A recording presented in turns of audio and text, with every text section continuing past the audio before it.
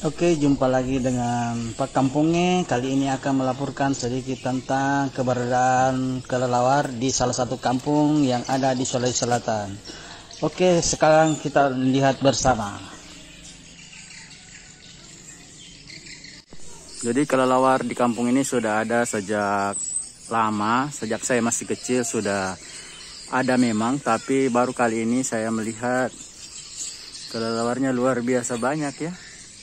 Nah, itu di belakang rumah ini menggantung banyak kelelawar ya, di belakang rumah ini bisa kita lihat gantung ya, kelelawarnya luar biasa banyak. Ini menggantung di belakang rumah, jadi pohon-pohon jadi kehilangan daun gara-gara populasi kelelawar yang sudah sangat banyak ya.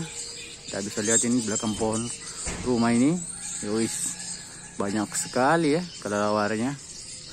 Dan masyarakat di sini sudah terbiasa dengan aroma yang dikeluarkan oleh kelelawar, sehingga menganggap keberadaan kelelawar itu tidak terlalu mengganggu, walaupun suara mereka di pagi hari dan malam hari kadang membuat masyarakat sedikit terganggu. Tapi lama-kelamaan sudah terbiasa dengan keberadaan para kelelawar ini ya.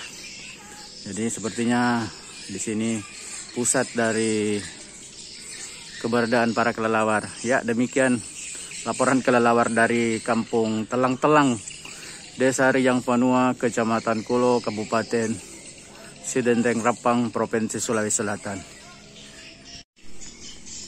Wow, banyak juga kelelawar di kampung ini.